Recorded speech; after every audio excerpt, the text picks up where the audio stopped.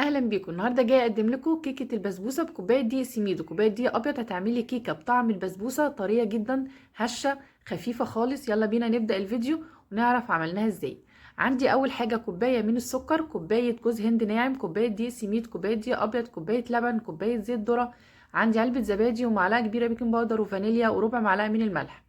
محضره عندي بوله نزلت فيها بكوبايه من الزبادي مع كوبايه من اللبن، كوبايه زيت ذره، وعندي كيس الفانيليا. هبتدي اقلبهم مع بعض بالمضرب اليدوي لحد ما يديني خليط كريمي لونه ابيض فاتح بالشكل ده كده.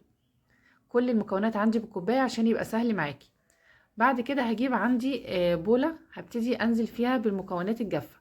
عندي كوبايه من دقيق السميد، كوبايه من الدقيق الابيض، كوبايه من السكر، وكوبايه جوز هند ناعم، وعندي معلقه كبيره بيكنج باودر وربع معلقه من الملح.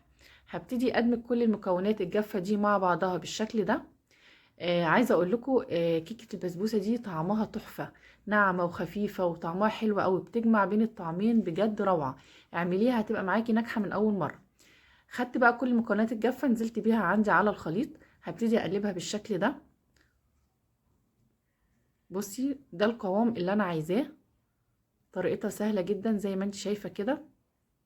هجيب بقى عندي صينيه هبقى دهناها دهنه سمنه.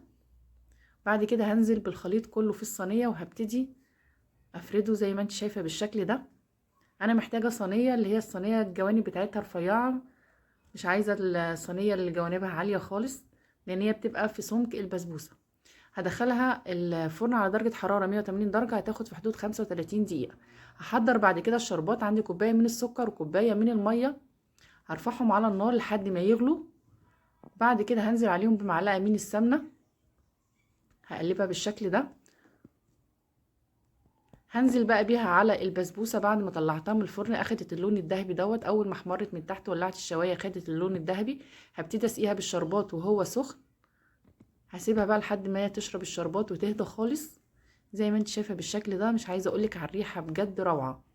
هبتدي اقطعها وهتبقى معايا قطعه زي ما انت شايفه، طالعه بجد خطيره، طعمها حلو قوي. طعم الكيكه مع دي السميد ودي الابيض دايبه خالص. طريقتها سهله، مكوناتها موجوده في كل بيت.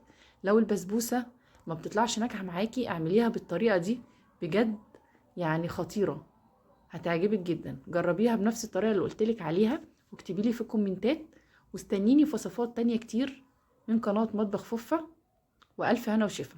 السلام عليكم.